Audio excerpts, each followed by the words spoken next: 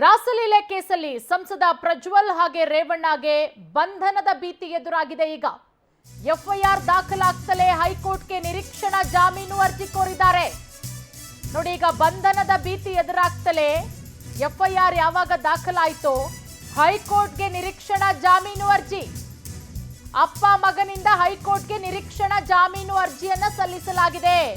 ಹೆಂಗಾದ್ರೂ ಮಾಡಿ ನಾವು ಬಂಧನದಿಂದ ತಪ್ಪಿಸ್ಕೊಳ್ಬೇಕು ಅಂತ ಅಪ್ಪ ಮಗ ಇಬ್ರು ಕೂಡ ಬಹಳ ದೊಡ್ಡ ಮಟ್ಟದಲ್ಲಿ ಸರ್ಕಸ್ ಮಾಡ್ತಾ ಇದ್ದಾರೆ.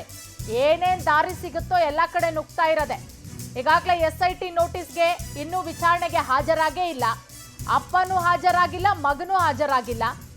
ಇವತ್ತೇನಾದ್ರೂ ರೇವಣ್ಣ ಅವರು ವಿಚಾರಣೆಗೆ ಬರಲಿಲ್ಲ ಅಂತ ಹೇಳಿದ್ರೆ ಇವತ್ತು ಸಂಜೆಯ ಒಳಗಡೆ ಬಂಧನ ಅಂತ ಗೃಹ ಸಚಿವ ಹೇಳಿದ್ರು ಪರಮೇಶ್ವರ್ ಅವರು. ಈಗ ಹೈಕೋರ್ಟ್ಗೆ ಅರ್ಜಿಯನ್ನ ಸಲ್ಲಿಸಿರೋದು. ಹೈಕೋರ್ಟ್ಗೆ ನಿರೀಕ್ಷಣಾ ಜಾಮೀನು ಅರ್ಜಿಯನ್ನ ಸಲ್ಲಿಸಿದ್ದಾರೆ. ಹೆಂಗಾದ್ರೂ ಮಾಡಿ ಈ ಪ್ರಕರಣದಿಂದ ಬಚಾವಾಗಬೇಕು, ಬಂಧನದಿಂದ ತಪ್ಪಿಸ್ಕೋಬೇಕು ಅಂತ ಹೇಳಿ ಅಪ್ಪ ಮಗ ಇಬ್ರು ಕೂಡ ಏನೇನ್ ದಾರಿ ಸಿಗುತ್ತೋ ಎಲ್ಲಾ ದಾರಿನೂ ಕೂಡ ಹುಡುಕ್ತಾ ಇದ್ದಾರೆ.